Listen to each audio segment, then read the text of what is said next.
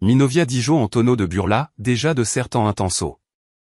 Hablare contigo cuando se me dé la gana. Simplement le respondit, como quiera. Lugo silencié sut chatipus mi telefono en silencio, cortando todo contacto con el apor completo. Passo una semana, Lugo Lugo tre.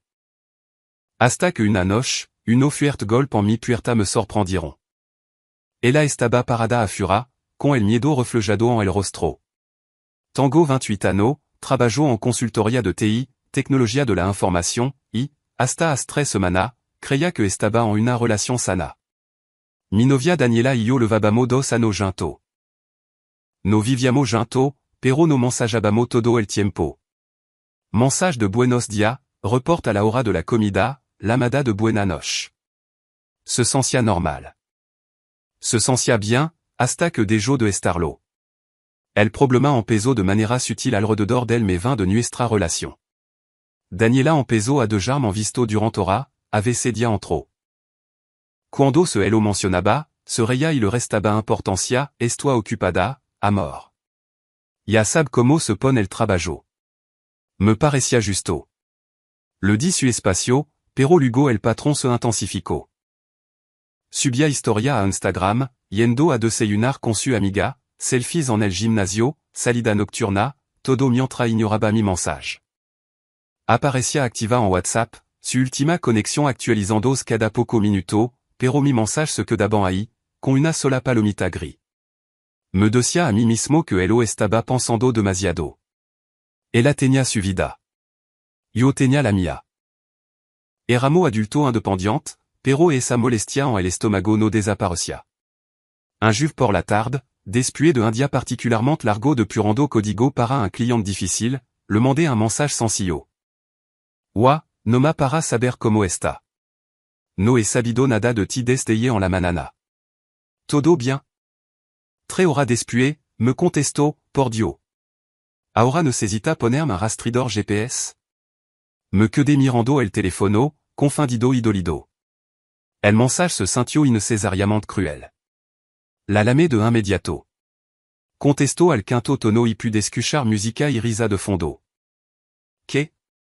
Su voz era cortante, irritada, como si yo hubiera interrumpido algo importante. Solo quería asegurarme de que estaba bien.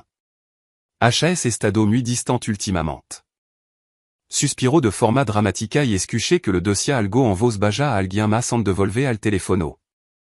Déjà de certain intenso. Hablaré contigo cuando se me dé la gana. Note de beau reporte constante. Las palabras me caeront como un balde de agua fría. No porc furan grosera, que elo erran, sino por la ligereza con la que las dijo. Como si yo fuera alguien molesto servicio de suscripción que le daba flojera cancelar. Como si 2 años de construire una relación no significaran nada. Mantuve la voz calmada, negandom a dar la satisfacción de escucharme alterado. Como quiera. Que bueno. Enfin, te l'amo cuando tenga tiempo. Me colgo sin despedirse.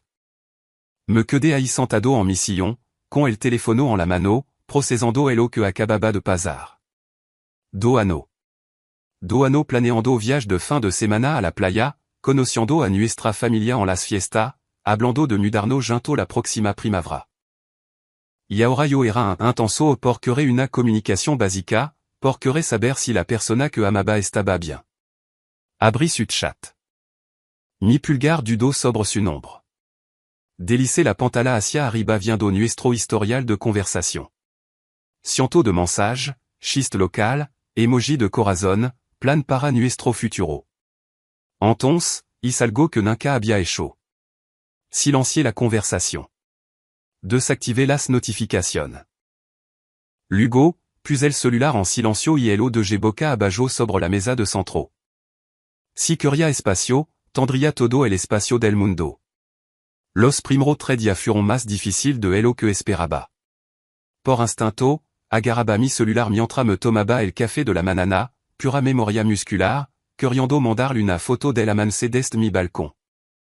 Me sorprendía a mí mismo pensando en cosa graciosa para mandarle durante mi hora de comida, un error raro en mi código, un meme que le daría risa.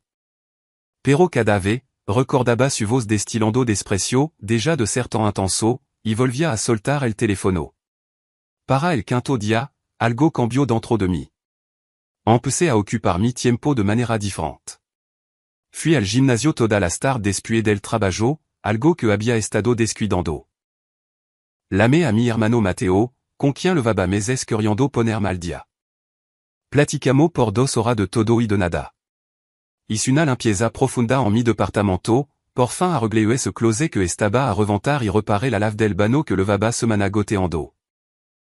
De alguna manera me senti más ligero, liberado de la ansiedad constante de preguntarme cuando me contestaría, si es que me contestaría, o si yo había dicho algo malo. Mi teléfono seguía en silencio. Ni un solo mensage de Daniela. Al final de la primera semana, revisé su Instagram por pura curiosidad morbosa. Había subido una selfie frente al espejo, super maquillada, con un vestido entalado, vientos espectacular, con la descripción, energía inquebrantable étincelle, y una historia desde una cantina en el centro con su amigo, con trago en mano y todo riendo. Se veía feliz, aliviada, incluso como si se hubiera quitado un peso de encima. Cerré la aplicación y no la volví a revisar. La segunda semana pasó volando.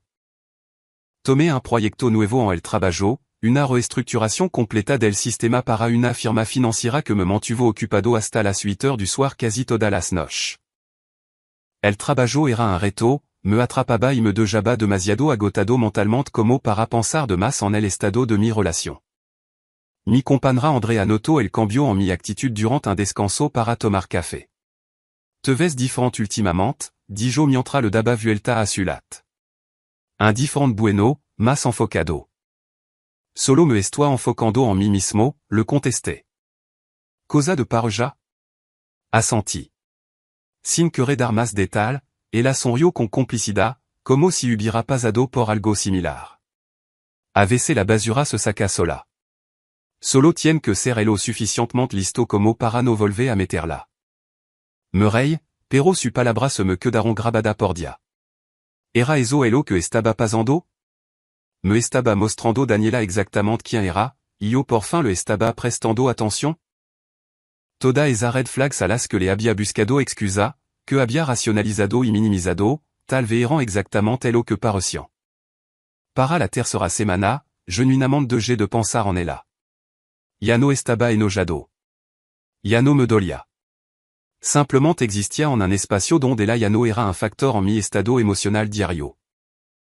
Volví a leer, algo que había abandonado durante nuestra relación, cuando me pasaba las tardes esperando su mensaje.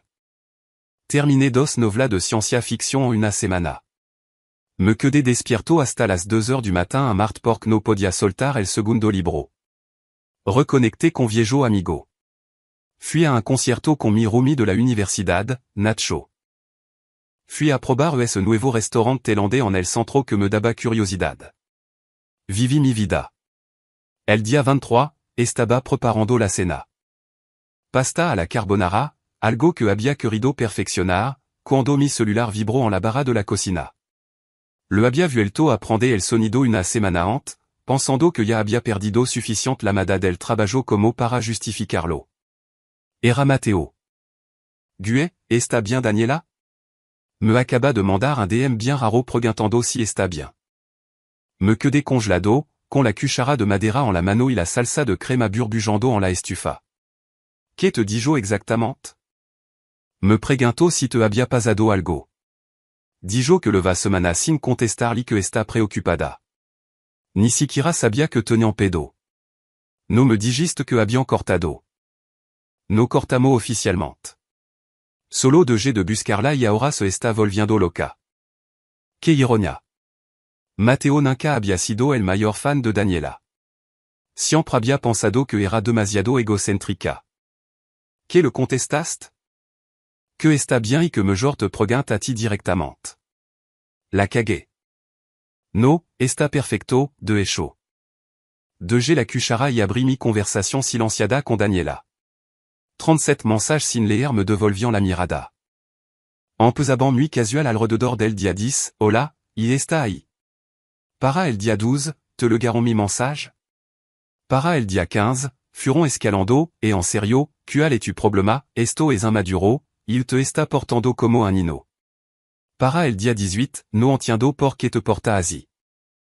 Para el dia 20, había entrado en pánico, porque me ignora, podemos hablar, por favor, y me estoy preocupando. Dia 22, esto ya no es gracioso. El más reciente, enviado hace 40 minutos, voy para allá. Tenemos que hablar. Estoy alego demasiado lojo. No senti nada.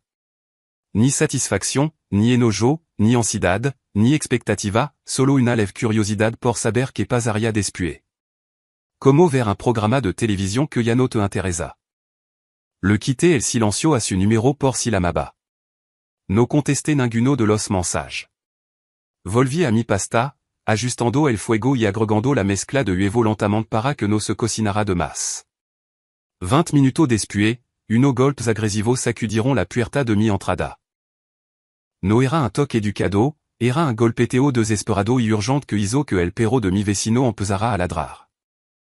Apagué la estufa, me sequé las manos con un trapo de cocina y caminé despacio hacia la puerta. Por la mirilla, sis a Daniela. Levaba el pelo alborotado, recogido en un chongo hecho a la prisa con mechon cayendol sobre la cara. Traía une pan gris y una sudadra que le quedaba énorme, ropa con la que jamais la verian muerta fura de su casa. Sin maquillage, con los ojos rojos hinchados. Estaba asustada. Respiré profundo y abrí la puerta. Hola. Me miro como si fuera un fantasma, con la boca ligeramente abierta. Está bien? Si. Por qué no lo estaría? Luchaba por encontrar las palabras, su mano gesticulaba con impotencia. No me has contestado en 3 semanas. 3 semanas. Pensé que te había pasado algo. Pensé que estaba muerto, o herido, o en el hospital, o.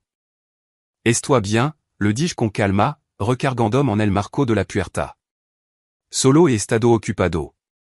Su cara pasó del alivio a la confusión y luego al enojo en rápida sucesión.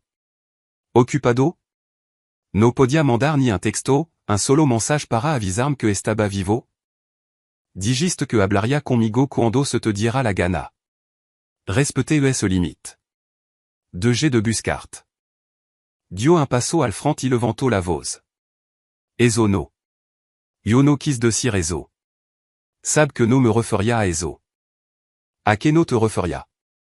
Mantuve un tono neutral, no hostil, solo con curiosidad genuina. Fuiste bastante clara en el teléfono. Yo estaba siendo un intenso. Iba a hablar conmigo cuando se te diera la gana, así que esperé a que se te diera la gana. No le dé la vuelta a mi palabra. No le estoy dando la vuelta a nada. Literalmente estoy repitiendo lo que me dijiste. Se pasó las manos por el pelo, jalandos los mechon. No quería decir que me ignorara por completo. No quería decir que desaparecira como si yo no existira. No desaparecí. He estado justo aquí todo el tiempo. Solo que no te diste cuenta porque ya no andaba detrás de ti. Abrió la boca y la volvió a cerrar. Se le llenaron los ojos de lágrima. Me está castigando. Esto es un castigo. No te estoy castigando. Te estoy dando exactamente lo que pediste. Espacio para hablarme cuando se te diera la gana. Supongo que simplemente no se te ha dado mucho la gana. Eso no es justo. Que no es justo, la interrumpí, con la voz tranquila pero más firme ahora. Decirle a alguien que se preocupa por ti que es un intenso por querer comunicación básica? Lo que no es justo es hacerme sentir que estoy pidiendo demasiado cuando solo pido lo mínimo indispensable. Que me conteste un mensaje. Un reconocimiento de que existo. Se secó los ojos bruscamente con la manga de su sudadra, embarrando las lágrimas por la cara. Estaba estresada. El trabajo era una locura. Y me sentía asfixiada por lo mucho que quería hablar. Entonces me dis eso. Me dis, oa, necesito espacio por uno dia porque el trabajo me tiene rebasada y necesito relajarme. No te burla de mí. No me has sentir patético por preocuparme. Te comunica como una adulta. Lo sé. Lo sé. Debi aberlo et chaud. Ahora estaba lorando más fuerte. Pero no pensé que de verdad te iba a poner así de frío. Esto no es propio de ti. Tal vez debio haberlo sido. Tal vez debí haber puesto limitas mucho tiempo en lugar de aceptar las migajas de atención que me aventaba. Migaja? Eso es lo que cree? Eso es lo que era, Daniela. C'est honesta. Hablaba conmigo cuando te convenía.